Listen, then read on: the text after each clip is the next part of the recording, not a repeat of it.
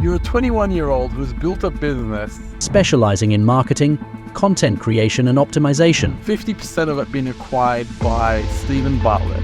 Exactly, yes. I feel like when I was 21, my biggest concern in life was the front of the line of the nightclub. I can see such a clear vision with what I'm doing. Going to a club, going partying, like it's never fit in with the vision. What are your 5 people?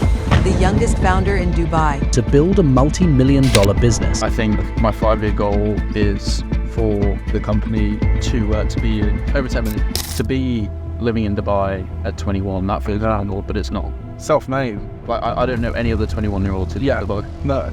It's become so normalized that it's like the new hack to make $10,000 a month for like sit on your sofa watching Netflix. Tom Lewis. Hello, brother. Hi, my man. You know, I don't really like to associate with 21-year-olds, bro. But you are a different kind of 21-year-old, aren't you? I guess, yeah, you can say that. I feel like when I was 21, my biggest concern in life was remaining drunk by the time I got to the front of the line at a nightclub. While you are making big moves. Very impressive. Very impressive. Thank you. You don't have that in you, do you? To just like self-sabotage yourself. No, bro, I've never had it in me. I've never had the urge or the need, and I don't know why. Like, I've never managed to put like a finger on why. Well, I say I've never managed to put a finger on why. Like, I think the reason why is just because I can see such a clear vision with what I'm doing and where I want to be, where I want to go. Wow. So it's never really been. Isn't it this like, you know, whole self-sabotage, going to a club, going partying, like it's never fit in with the vision. It's literally just a distraction from the vision and a distraction from where I want to go. So Sure. it's not going to help and it's never going to help. Yeah. However you frame it, going partying, clubbing, you know, it's just a waste of money, a waste of time. Yeah. The biggest thing is a waste of time, because not only do you waste time on when you're actually partying, but obviously after, you know, when you're trying to cure or nurse a hangover, like it's another like day or two lost depending on how hard you go. Yeah. You know, it's funny because my mum used to always be like, I don't understand. I take your friends out, you're all drunk, and then you come home and I ask you how's your night, and you go, I don't know, I don't remember. Yeah. Like, what are you guys doing? And I was like, Mum, you want me to fit in, right? Like, I gotta do what everyone's doing. This is the thing, bro. Like that's why people do it. Yeah. That's why people go partying, go clubbing. It's because they want to fit in. They want to fit in, correct. That's one of the main reasons, right? It's not because people actually enjoy it. Like, who enjoys being in a club with a load of other sweaty people? You know, whilst there's like 5 people behind you trying to make out. Yeah, and to enjoy it, you need to be drunk. Exactly. To enjoy it, you need to be drunk. Yeah. I don't know where this culture came from. Do you drink? I do, but like very rarely, Like and like I don't enjoy drinking as such. It's more so like just social situations. Yeah, okay. Like I might have, but I never go hard. Yeah. I'll only have like a few drinks. Yeah. And it won't make me drunk. Yeah. That's incredible, man. That's incredible. It's really impressive at your age that you're like there already. You know what I mean? Yeah, I guess it's insane. I always say this to people, like it's always it feels for me like it's normal. Yeah. Which is weird because I know it's not necessarily normal. You know, see, my age people go to university. You know, they go partying every night, especially in first year. And it's what, you know, the kind of the route that I've gone down is not normal, but for me, because that's all I've ever known, it feels normal. Yeah. Like to be living in Dubai at 21, that feels normal, but it's not. Self-made. Like I don't know any other 21-year-olds who live in Dubai. No. And their parents aren't paying for everything. Yeah, exactly. Yeah. The 21-year-olds that are living in Dubai, it's daddy money. My dad's paying for it. My dad's paying for everything. Did I not tell you? Yeah. I didn't know why you want to do a podcast with me. It's not special about me. My dad just pays me a salary. You probably support your family now. Yeah. My mum's actually literally just left. Okay. And yeah, she came out for a week. Obviously, she stays in my apartment and like just do cool, fun shit with it. Yeah. So before we continue, we got to say who you are, because people don't even know who you are. People are like, who is this 21-year-old kid that they're saying how good he does, yada yada yada. That's true. You're a 21-year-old who's built a business that has 50% of it been acquired by Steven Bartlett. Exactly, yeah. So Steve's come in as a 50% business partner. We can go into more about kind of how it came about. What's your business called, by the way? Business is called MetaStat. Metastat. So yeah, we've recently just done some rebranding. But yeah, now the new name of nothing's really changed within the agency, but we just decided to rebrand, just to kind of just to essentially make it. But beforehand, it was called Marketers, the agency, and a lot of people were like, "How the hell do you say that?" Yeah. Because it was spelled really weirdly. It was meant to be a play on words when I first came up with it, like 2 years ago, or whatever. When I first sort of, like launched the agency or launched the brand name. But then I kind of realised, and Steve gave me the advice. He was like, "I don't even know how to pronounce this. Like, we need to change this name." And I was like, "Yeah, cool, that's fine. Like, we can go under a rebrand." We can do a rebrand. So you weren't really like connected to that name. You didn't care. Not really. Like, okay, you could have been connected. Like, oh, you know, it's the way the agency started, and you know, you always want it to be like that. But like, no one really cares about the name. Bro. Like, you know, you work with a performance marketing agency. As long as they deliver you return on ad spend, like, who gives a fuck what it's called? You know, I travel a lot, and I was in London like not long ago. I actually go to London quite often, and I always got my spot in London Heathrow Airport where I have scones and tea. Scones and tea? Scones and tea. I say scones. But... Scones, yeah. I love scones. The cream? Yeah. The cream and the jam? I love scones. Oh, they served those on Emirates flight. The last Emirates flight I was on. Really? Oh, so good, yeah. I didn't see any of that in Emirates. It's so not Emirates though. It's no, like British Airways thing, yeah. Anyways, so I and you really see the gravity of how important or how big Steven Bartlett is for UK. Like there was a survey or a poll or something that came out recently, and it sort of evaluated Steve against like loads of other entrepreneurs like Elon Musk, Jeff Bezos, like loads of like big names within the UK. And you look at it came out with a graph of like how well known or like what you think like the biggest entrepreneur in the UK is, and Steve was like up here. Yeah, it's crazy. When I'm on British Airways, he's on the ads for British Airways. When I'm at the airport, he's on the magazine. He's everywhere. Everywhere. He's absolutely everywhere. He's and if you're buying something, you're probably buying his product. He's got this matcha thing. Matcha. Yeah, on Dragon's Den. Yeah, on Dragon's Den, he's got this matcha drink. Yeah. And it's everywhere. Yeah. What's it called? Perfect Ted. Perfect Ted. Perfect Ted. Yeah. It's an investment that he made. Yeah. So they went on Dragon's Den, and then they've grown so much. Yeah. As a brand, so much. But that's just from having very, very good brand values and kind of obviously having Steve on board as well. It's incredible. I mean, I really I really admire him and just what he's done and how clever he is and everything. It's really admirable. Yeah. Like you gotta bow your head to people that are doing extraordinary things, and he is. So okay, so tell me about, because I think I've watched a couple of podcasts where he's spoken about you. Have you seen those ones? I don't think he's spoken about. Or maybe an interview. He said there's a young kid doing my marketing and it's doing really good, something like that. Really? Yeah. Have you not asked him? I've not seen these. Have you not asked him? No. I've not asked him or seen these clips. No. Who did you do a pod? Because you went on the studio. You went in the studio. I went to the studio. Yeah, I didn't. That wasn't for me to do a podcast. No, I know. But like, who was he podcasting with? Oh, he was podcasting with Daniel Priestley. It's so in depth, isn't it? Yeah, it's so in depth. Like, so without going into details, the entire day I was there, but so I jumped in Steve's car with him. We were on the way to the podcast studio. We got out. He was doing some research on the guests in the car. What car was it? Mercedes Sprinter? It was a V250 Maybach, I think. Okay. Yeah. I think he's customized it himself inside. So he's got like a fridge, PlayStation, safe, like everything. A safe, yeah. Okay. Don't know why. Well. So we jumped out, and Will, who films like all of the behind the scenes stuff for it, so literally goes everywhere with him. He was in the front, and Steve was like, "Oh, Will, do you mind just taking Tom up to the podcast studio just whilst I do a little bit more research on the guest, then I'll pop up in a minute." Oh, so he sat in the car? He sat in the car, yeah. So okay. I think he was waiting for Daniel to arrive, actually. Okay. And then Will took me up, and just the level of detail, like, for example, when we got in the lift to go up to the, I think it was like second or third floor, I was like, oh, someone's been in here with some nice, like, perfume aftershave. He was like, oh, no, we spray the lift beforehand, like, to make sure it smells nice for the guest. Wow. And then we get up, and then, like, there's music playing, which is, like, sort of specific to what Daniel Priestley likes. Candle burning, all that kind of stuff. So just the level of detail that they go to is like, just like unbelievable. Yeah. And just the level of depth of research they do on the guest, so they get stuff right. And small details, like, I mean, this isn't just for a specific guest, but like Steve doesn't wear any shoes in the podcast studio because it feels kind of more, and I think it's for Steve as well, it feels more kind of like personal and homely when you don't have shoes on and you're just wearing socks. But also for the guest, I feel like they notice that and they relax a little bit more because it's a really small thing, but it feels just a little bit less formal. You're right. For example, if we weren't wearing shoes now, Yeah. I feel like we're just sitting on a sofa. Yeah. Right? You're right. Maybe I need to stop putting much for shoes. Should we take our shoes off? You don't. I wonder if I should start wearing shoes on the podcast.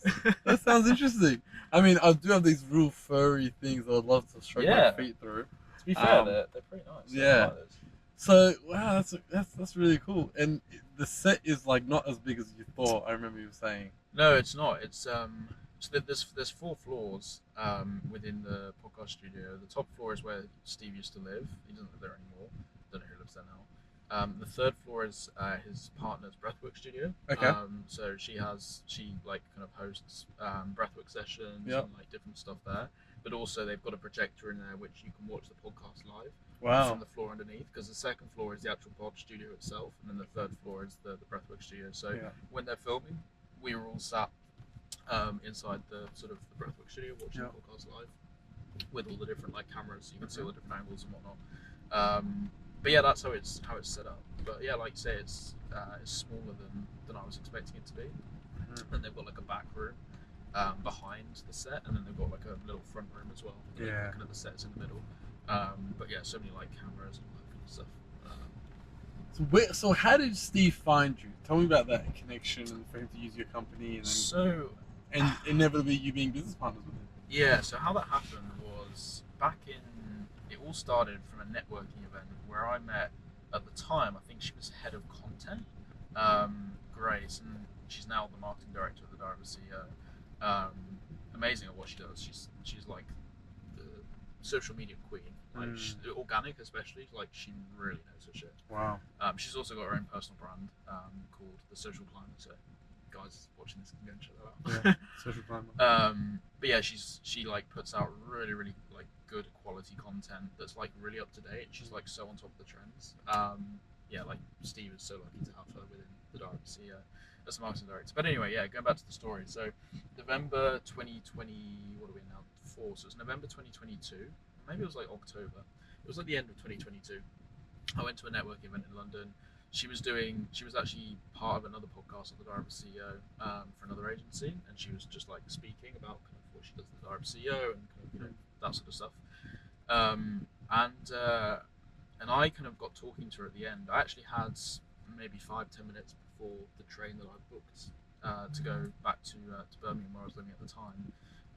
So I was like rushed off my feet, but I was like, I've got to speak to this girl because like it's not once in a lifetime opportunity, but you know what I mean. It's you want to take the opportunity whilst it's there. So I kind of had a quick chat with her and just explained, kind of what I did. Sorry, I just found my thing there. That's right. Yeah, sorry.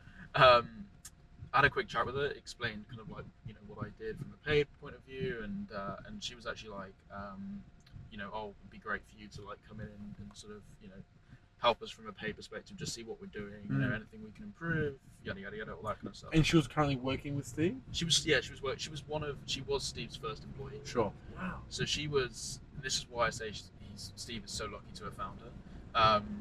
Because she was with Steve right from the very start, literally in his apartment with him.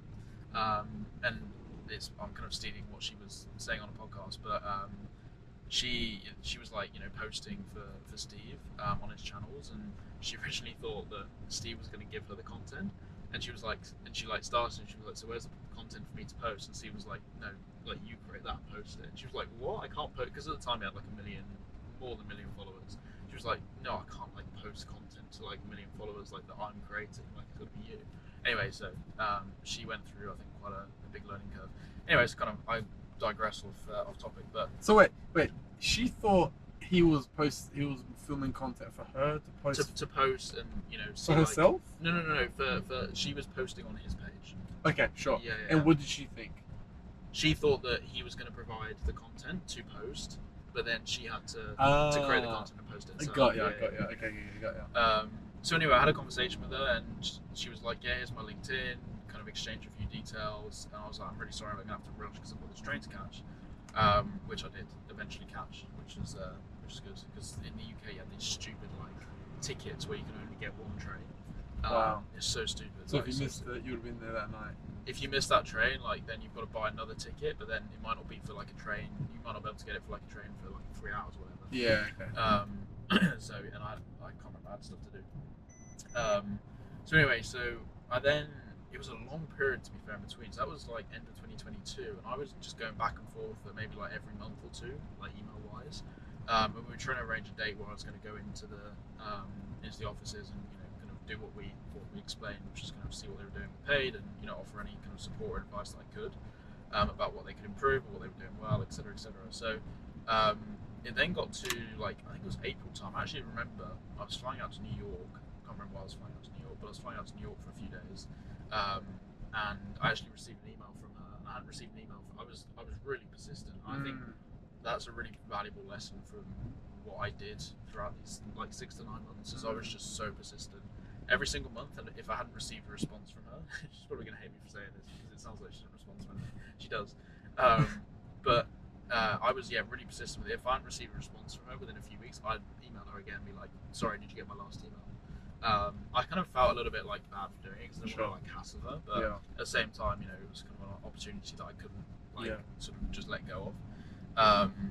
And then she got back to me. She was like, first of all, they had to actually rain check the date that we organised because there was a big podcast guest or something coming in, and it just didn't fit in with their schedules. So anyway, we reorganised, and she was like, the team are out in, I think it was LA or New York, one of the two, at the moment throughout a few weeks in April to film the podcast. But when they're back, we'll try and arrange another date.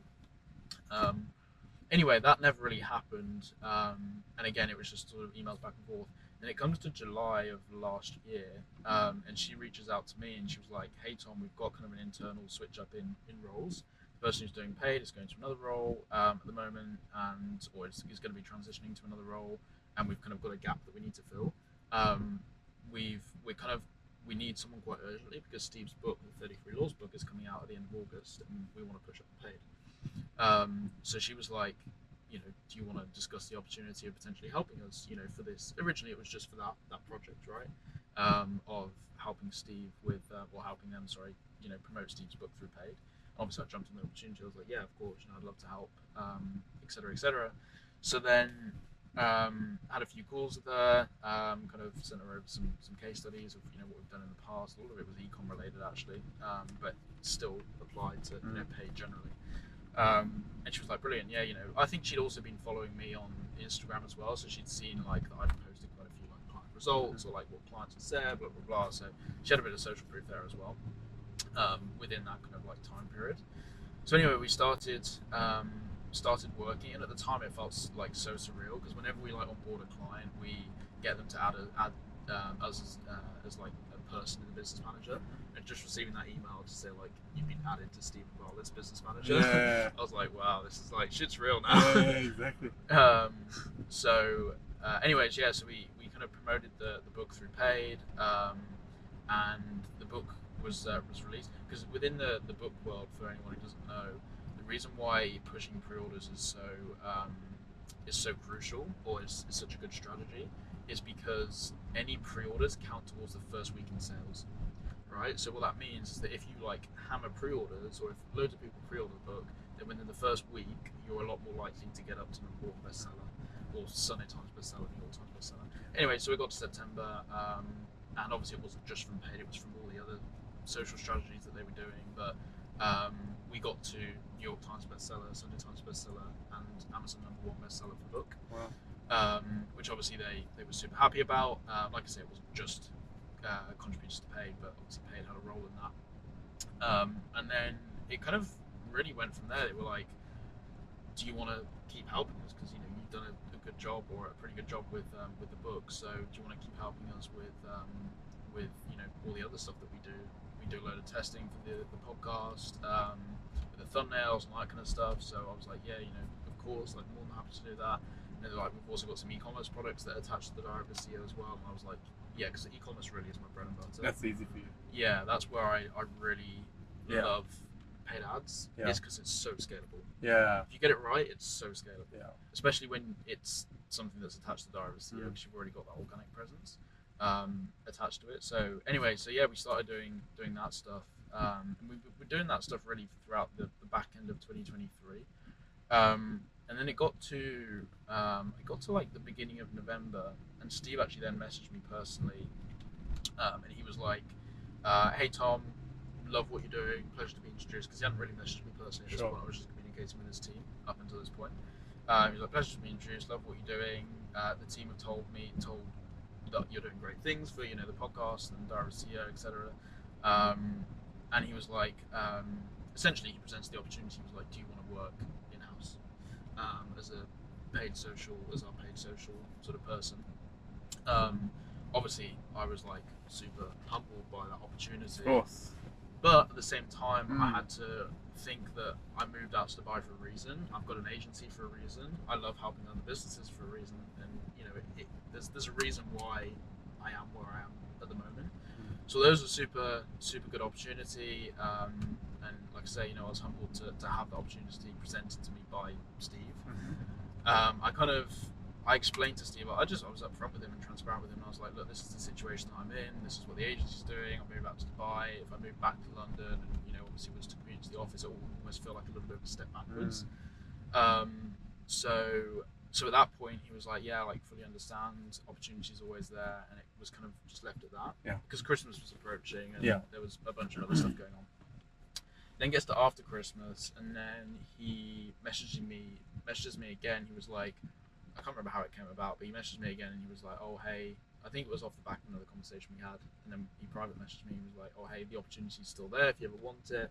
I was like, look Steve, I'd love the opportunity, but is there any other way that we can, because that's the other thing, he was like, because Steve, and I can see why, Steve has a very he likes people to be in house because it creates a really good culture within all of his companies. So wherever he can, he will bring people in house because of the addition to the culture within the company, which I completely get. But paid is a little of a it's kind of a role that it's really hard to hire for in house, right? The reason being, without digressing too much, but the reason being is because either someone who's really good in paid will either have their own agency, or if you're going to train them, as if they don't really know too much about paid, they come in house, you train them, they then go off and set up their own agency, right? So that's the trouble with paid, is because it is so easy to set up your own agency. It's very hard to find those people who are very, very good at what they do from a media buying standpoint, and who don't want the hassle of having clients, hassle of having their own business. They're not business minded. Yeah, it's very hard to find those people. Yeah, of course. Anyway, so that's why he wanted me to come in house. So is there any way we can find an alternative here of how we could work together without you bringing sort of paid in house? And he kind of got back to me. He was like, well, look, this is what I'm thinking potentially that we could do off the top of my head.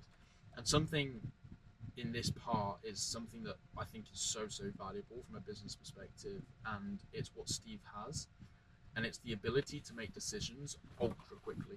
Okay. Ultra quickly.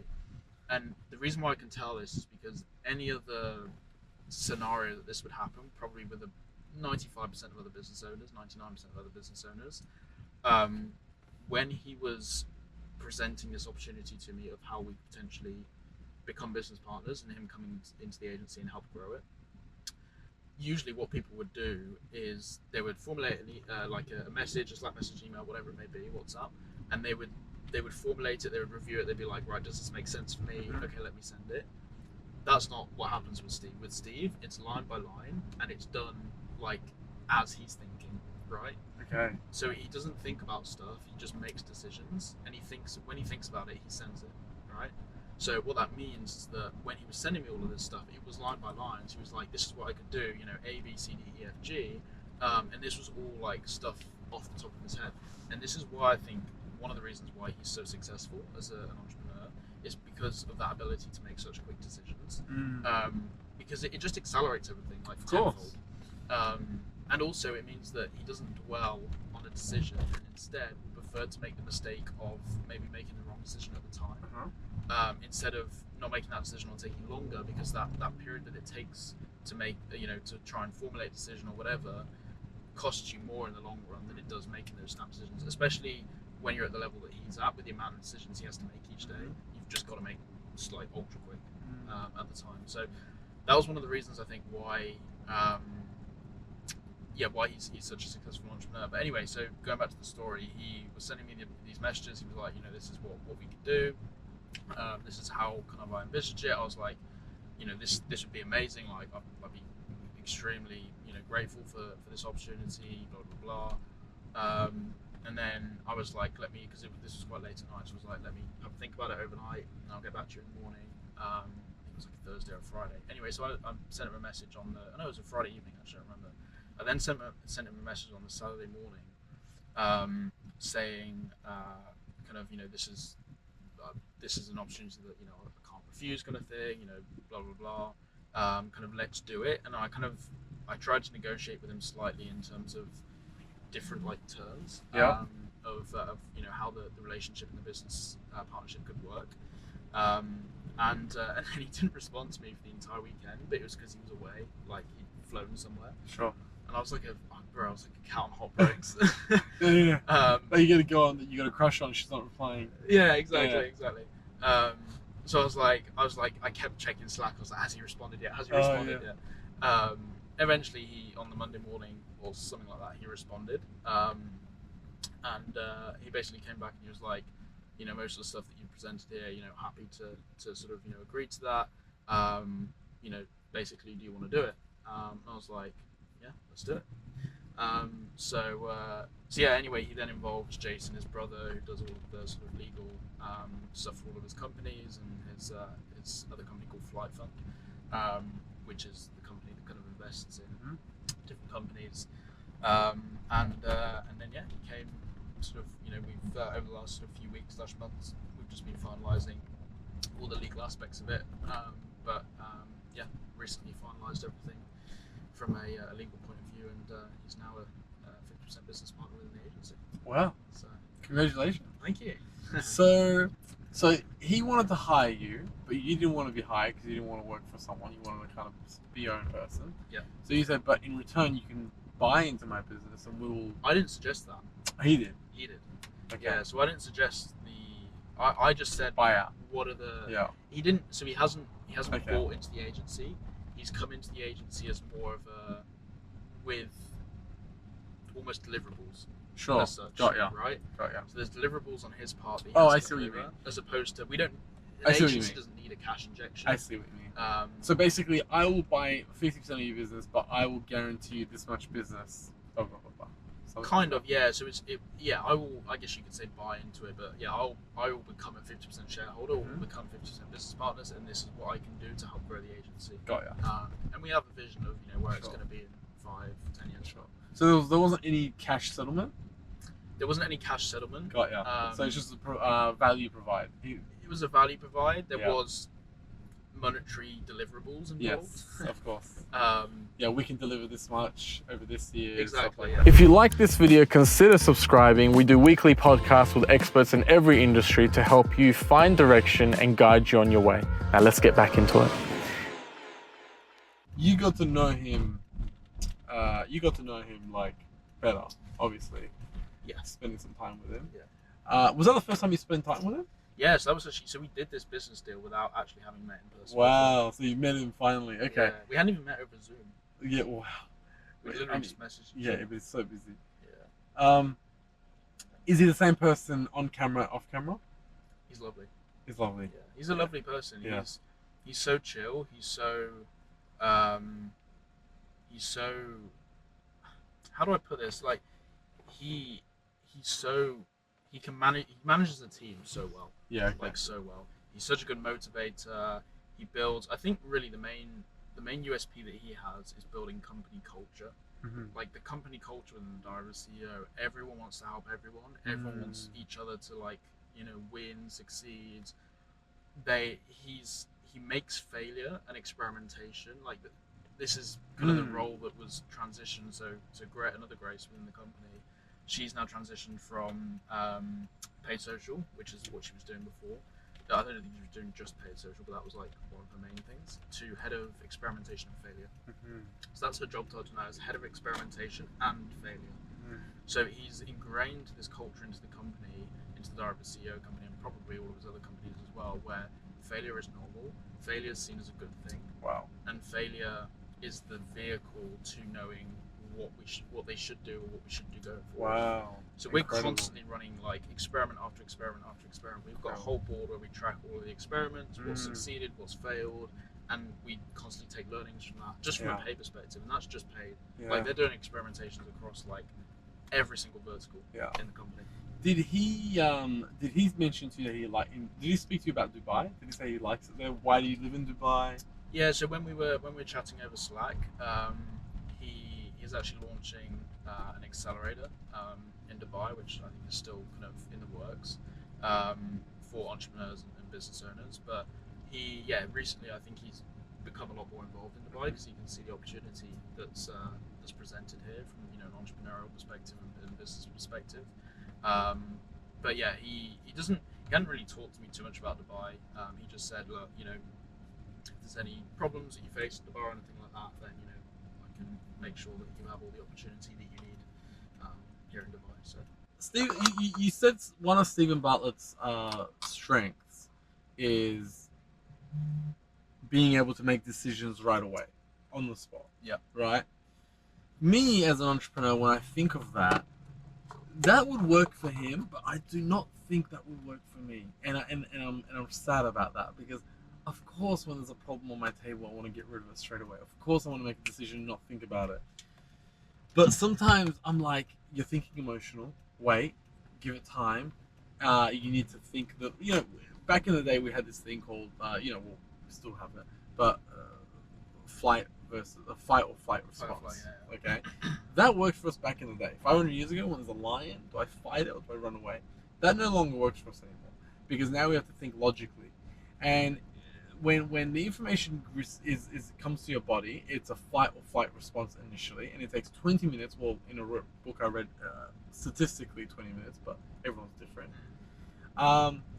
And it goes to another part of the brain where it's the rational part of the brain, the reasoning part of the brain. And that's where you can make a decision. So for me, I can't make a decision straight away. I have to sleep on it, and I have to think about it before I actually come back with a response. Yeah, which sucks. I think there's certain decisions, right? Some you have got to naturally take longer to decide on, to make. But I feel like a lot of decisions that people could just make a split decision at the time. Yeah. They take a lot longer than they need to make that decision, and it just costs them valuable time, and time that could be used on that decision, whatever that decision is. But I agree with you. Some of them you don't want to make emotionally, because it could be very much the wrong decision, as opposed to if you sleep on it, or later in the day when you're less emotional, you'll make the opposite decision, right? So I think it really just does depend on the scenario and the decision you're making. Did you meet his girlfriend? I did. Yeah. She's lovely. She like I say, she has a breathwork studio. She's actually doing a retreat in Costa Rica, I think. Costa Rica. Yeah, she does a bunch of different retreats. What's his daily routine look like? I know that. I mean, a lot of this stuff is like, I don't know if you know, but he does. Well, as I mentioned, he's got Will, who films like all the behind the scenes stuff. So a lot of this stuff is like released in his behind the scenes episodes. So it's not really new information, but like he makes sure that where possible he doesn't have any meetings before 11 o'clock in the day, because he works and functions so much better at night. So he might work until 2 in the morning, but he'll sleep and he won't set an alarm. So he'll wake up naturally when he wakes up, and he'll only have meetings be up like past 11 in the morning. I see. Past 11. Just because that's the way that his circadian Yeah. rhythm works. Obviously, that's probably gets a little bit interrupted when he's going between time zones and whatnot. But what time was the podcast? Was the podcast that he did that day? it was 2:45 in the afternoon. Ah, interesting. 2:45. I always like to do podcasts at 11 a.m. Yeah, he does quite a few podcasts at 11. Does he do many? Well. Does he do like 2 in one day, 3 in one day? Oh, 100%. Yeah. Really? He'll do 3. He did 3 in one day. back in the end of last year. He probably done more of those since, but yeah, he'll do 3. It's tough. And not only does he do 3 in one day, he's got a speaking event in the evening. And he's just flown back from New York in the morning. He operates at a different level. He's a machine. He operates at a different level. He is an absolute machine, bro. Like, honestly, I don't know, and I haven't spoken to anyone who knows anyone like him or how he operates. Yeah. And Jesus Christ. I said to him when I met him, when was it, Monday last week, I said to him, I was like, how do you do it? I was like, it doesn't seem normal. He was like, it feels normal to me. It's a bit like, it goes back to that point of, it's very much different, it's not the same, but it goes back to the point of, like, for me, being in Dubai when I'm 21, as an entrepreneur, that feels normal to me, because I don't know any different, right? When you don't know any different, it feels normal, and because he doesn't know any different, because he's been doing it since he was 18, you know, and dropped out from school or whatever, he doesn't know any different. What has he been doing since 18? When he was in school, he was selling. No, that was right. He was helping the school with their vending machines or something along those lines, and he was essentially filling. I think he was filling the vending machines for the school, and then, like, I guess buying the stuff. I don't know exactly. It was something to do with vending machines in the school, right? He was making money from it at the time. Sure. So he was a hustler. He was a hustler, yeah, Exactly. hustling. And I think that's one of the reasons why he invested in, not necessarily the agency. Obviously, you know, the agency is doing pretty well as a company, but more so he invested in me as an entrepreneur. And I think because he could see himself in me at my age and kind of like where I've gone, what I've done, not necessarily moving to Dubai, but where I've gone and what I've done, to an extent, he can see himself. So it's almost like he sees a bit of him in me at that age. And I think that's I think it's one of the main reasons why he kind of, you know, wants to become a business partner with myself. It's just because he could see the like for like in sort of, you know, the drive, the passion, the, you know, just all of that kind of, like, just the mindset. So this podcast setup must look very basic to you compared to when you came back from Steven Bartlett. Yeah, no, it's there's like probably 8 angles cameras. Yeah. We've got 3 and one's broken. One's overheated. So we've only got 2 cameras now. Soon we're gonna do a podcast like this. So what's your daily routine look like? So yeah, but like they've got a slider in the middle and everything, like a camera that slides. No. Yeah. Jesus. Yeah. But he didn't start like that. It didn't. No, it started obviously. in his bedroom, so to speak. Yeah. I don't know if it was actually his bedroom, but I guess that's just a figure of speech. Everything always starts small. Amazon, everything always starts small. It's like me. I started in my bedroom. Yeah. Everyone starts in the bedroom. Yeah. But I mean, we can't really have a slider in the car. No, that's very true. You know what I mean? I think you damage the car more than It more than it benefit the podcast. The thing about doing a podcast in a car is very difficult. Because when you do it in a studio, it's super easy.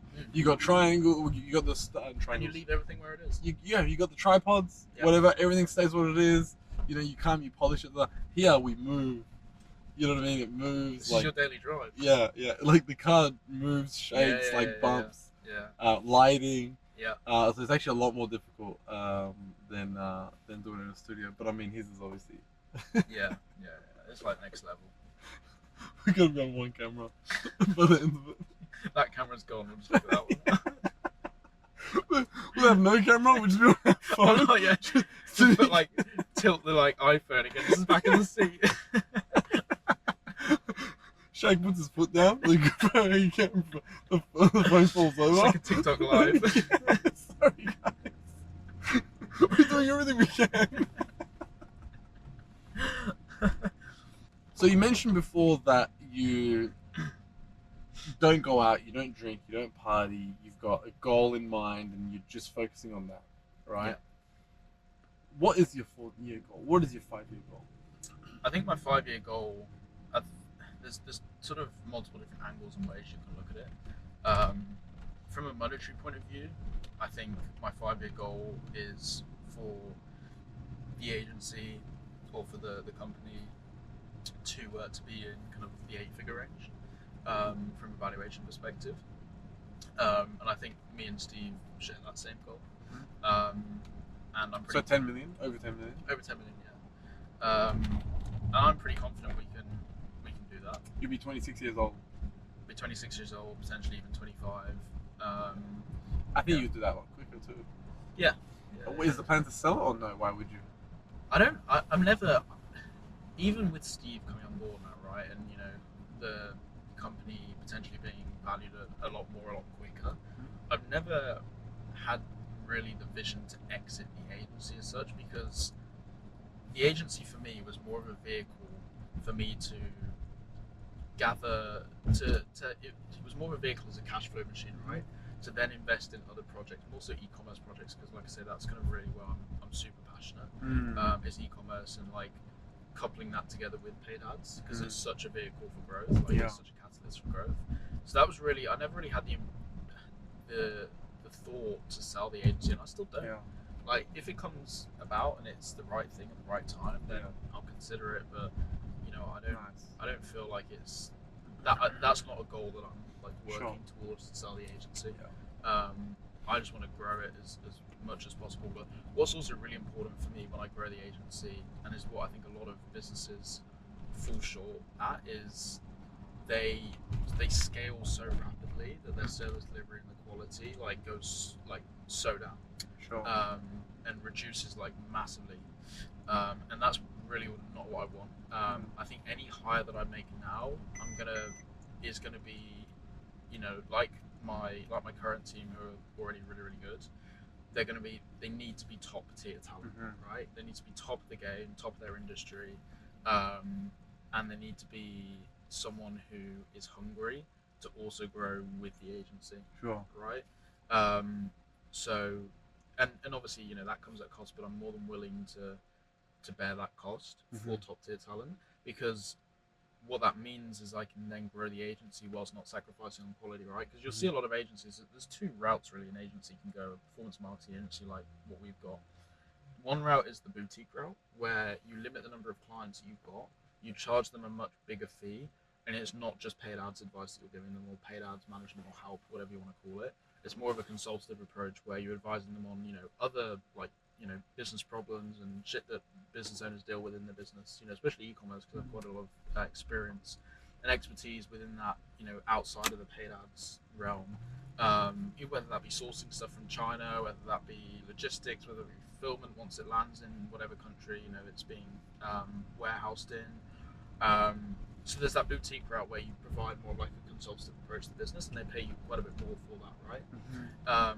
The other approach that you can go down with an agency, which is not really where I think I want to go, is more of like a mass scale approach where you have 250 clients, and each of those 250 clients is assigned an account executive or an account manager, or whatever you want to call them, who then has 3 people who the client doesn't communicate with, but the account manager does. So then the account manager, it's like Chinese whispers, right? The more people you have in the chain, the more stuff's going to get miscommunicated, the more the client's going to be unhappy because they can't talk directly to the media about a problem maybe that's happening within the ad account. It's got to go through the account manager, who then has to try and tell them in the nicest way possible, because that's, you know, what they're there to do, is to try and retain the client. They might be on some kind of performance fee where, you know, they're trying to retain the clients. They might start almost, you know, telling them stuff that might not be exactly true, because they're just trying to retain the client. They don't want them to, you know, finish their relationship with the agency. So you get so many different problems when you get to that scale. I'm not saying there's not successful agencies who are at that scale, but I just feel like the more personal relationships with the clients falls short massively, because it's just run on such a mass scale.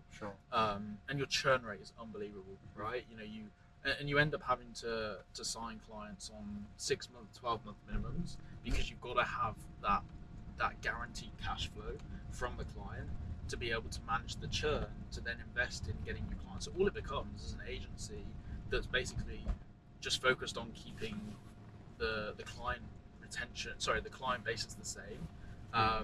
Whilst, you know, all of these clients are churning, you're getting all of these new clients coming in, and it just basically becomes a churn machine. Right. And it's not really, you know, it kind of demotivates all of your staff, I feel like, as well, is because like every 3 months, like not all of your accounts, but loads of your accounts are changing. And also people look, clients are unhappy. It then builds a bad reputation for the agency. And I don't think agencies are companies that are really built to sell. Because if I buy the business off you, right, how do I know that the clients aren't just going to follow you? Yeah. Clients are there for you, not me. I mean, there's clauses you can build in agreements and stuff like that, but like, there's no way. But you can't hold a customer. No, unless they're under contract, you can't hold a customer. That's the spirit of entrepreneurialism or capitalism, right? You can't hold them. They can do whatever they want. It's open market. Forgot what I was gonna say. Bet Steve doesn't do that. Fucking Steve with his Maybach. My next question. this is a shit show compared to Steve's setup. But yeah, no, those are the two routes that you can build an agency. And I feel like a good balance in the middle is, I think definitely I'd probably lean more towards the boutique route. Yeah. But a good like balance between the middle is really what you want. But yeah, like, you know, my 5-year plan is to really build that out. You know, all of our clients are super happy, and all of our clients are, you know, super profitable and generating hundreds of thousands a month in revenue through paid ads. So you're obviously, now that you're in business partnership with Steve, you're still going to be able to do the e-commerce stuff, and he's going to basically be part of that as well. What do you mean by that in terms of? Because you're going to go around and finding people the clients that want to do e-commerce, right? Sure. And he will too. Yeah, exactly. Yeah. So, you know, I guess we're both kind of pushing into the lead generation too, for the business. But yeah, you know, he's got plenty of connections within the e-commerce space. I also get companies approaching me saying, can we get help with paid for e-commerce? Yeah. But we don't just solely work with e-commerce brands. Like, we've actually just worked over the last sort of 5 to 6 months with the world's largest multi-sport fitness festival, which is happening in Ohio at the start of March, and then in the UK, the same event in the middle of March. And obviously that's, you know, an event. It's nothing really to do with e-commerce. Obviously, it's still a transactional purchase of a ticket, but marketing-wise, it's done very differently to a makeup organizer for $30, right? You're versatile. I get it. You're versatile with what's like yourself. From my experience, you can never force a business, right? You can never force a business. You have to let it happen naturally, organically. So that's why it has to work perfectly. You know why that resonates with me so much? Is because I get so many business owners who are like, you come to me, you can spot them from a mile off, right? They come to me, they're like, make ads work. Like, make ads work for my product, like sell my product because it's not selling. Yeah. I'm like, well, bro, like, there's a reason probably why the product's not selling. Okay, maybe not if you've launched it last week, but you've launched it 6 months ago, you're struggling to get sales. Okay, maybe it might be your paid ad strategy, but like, that's why we only tend to work with businesses that already have product validation. Sure. Because it's just too risky for us. And the reason why I say that is because we tend to try and work with businesses on more of a, especially later in the agreement, past the 90-day mark, we try and work with businesses on more of a performance basis, specifically e-commerce businesses, because we can directly attribute revenue and stuff like that back to what we're doing from a paid ads perspective. But if we're working with a startup, there's no guarantee in 90 days time that, you know, we might not be past like the awareness stage, right? So unless they've got the capital and the funding to invest in that brand awareness, or in very, very specific scenarios, if they've got a very unique product or a unique proposition on an existing validated market, then we might help the startup, because we can see, you know, the potential for a very rapid growth trajectory, right? And that's when we will work with startups. But for the most part, we need product validation. We almost need them to have tried paid ads already, because it takes out so much guesswork in what we need to do. Is probably that they've only ever run one campaign with one ad set and one ad in, right? And it's just like the setup's just garbage.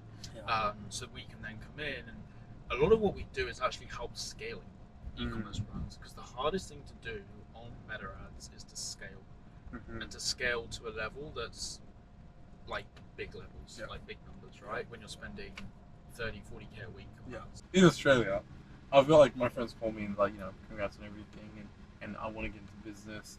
What do you recommend? And that's always the worst thing to say. Going back to what you were saying about my product's not selling, it's about your product is a good product, is a market fit, right? Yeah. And I've got friends that call me that just want to get into business, just for the perks of it, right? And I know they're going to fail. You have to actually have a calling. You have to have like something where it's fixing a market gap. It has to be something that benefits human evolution, human growth, or whatever, or making life easier for humans. Exactly. It can't be, hey, I want to ride around in a car, not do anything too. I want to make money without working too. What business should I get into? That's how I know you're gonna fail. Exactly. And the problem is that this has become so normalized. Yeah. It's become so normalized that because of TikTok, Instagram, whatever, social media generally, it's become so normalized that it's like the new growth hack or the new hack to make $10,000 a month and like sit on your sofa watching Netflix. Yeah. Like that kind of content has gone so viral and it's become so normalized that like it's ingrained in young people. It's ingrained into their minds that like that's reality. Yeah. And that's possible. Yeah. And it's really not. If you ever want to make whatever anyone tells you, whatever anyone says, if you want to make a good amount of money, you've got to work fucking hard. Yeah. You've got to work fucking hard. There's no route. There's no system around it unless you're handed money by someone. Yeah. Like there is no route around working hard to earn, a shitload of money. Listen, I've had panic attacks when I've set up my businesses. Complete panic attacks, right? Have you had a panic attack?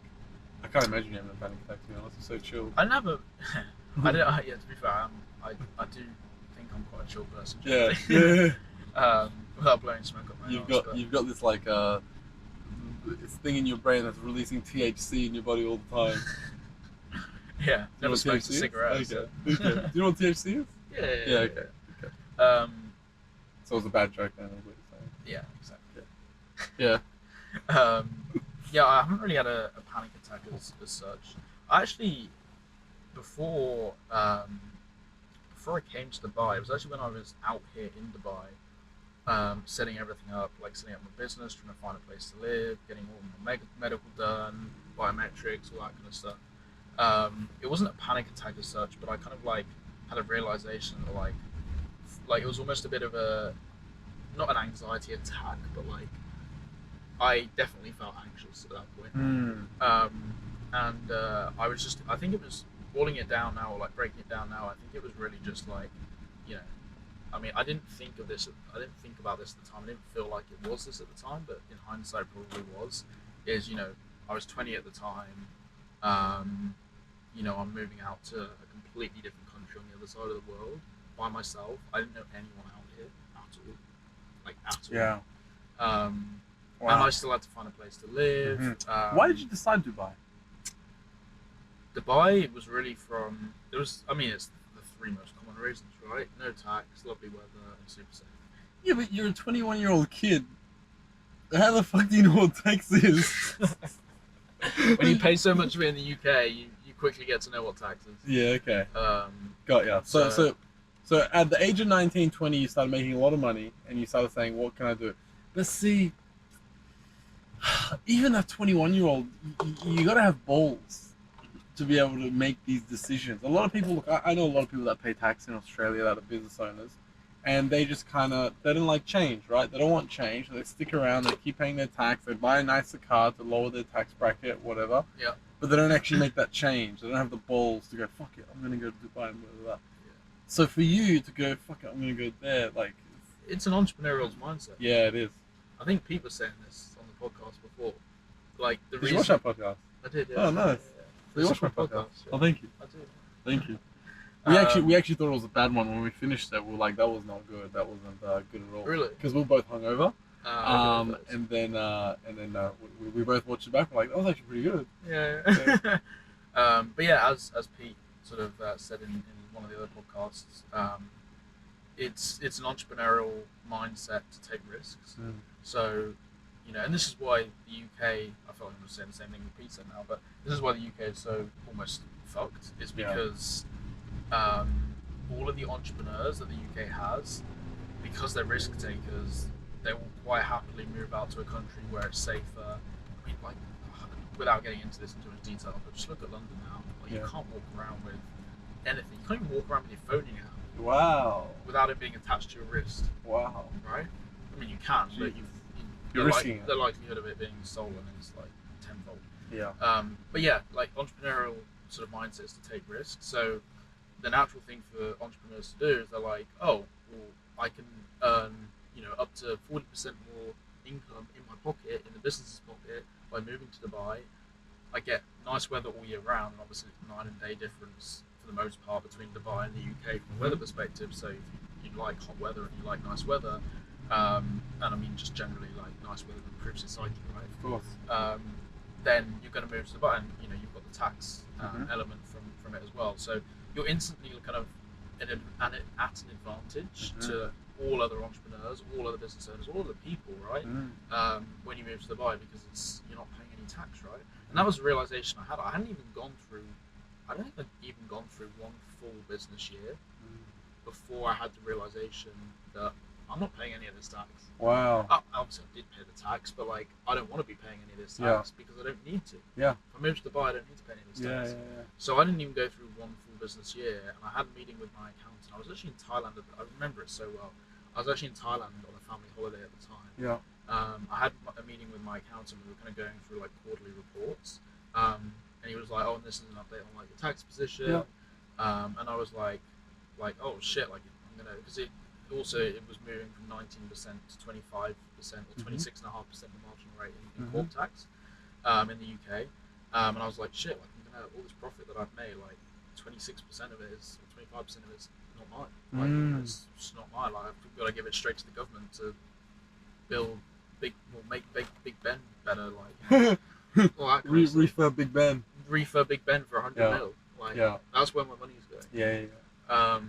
So and then I also came to the realization that like if I was to start taking more than 50k out in dividends out of the company each year, as a salary, because the best way to do it is through dividends. But even then, when you get past the 50k bracket, once you've taken out more than 50k, you start getting charged 33.75%. Yeah. Crazy. On those dividends you're taking out. So not only do you have the corp tax, you also then have the dividend tax as well. And it ends up being like 50-60%. Yeah.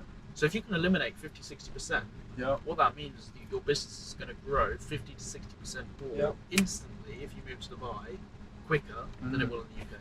Yeah. Crazy. It's a no-brainer. It's insane. And look, this place is home for me, and what something that I love about it that it gets so hot. I felt so wholesome. This place is home for me. Thank you. Are you done shitting on me? If you like this video, consider subscribing. We do weekly podcasts with experts in every industry to help you find direction and guide you on your way. Now let's get back into it. So the Diary of a CEO podcast is the world's largest podcast, and it scaled so quickly as well, right? What's behind the secret? What's the secret sauce?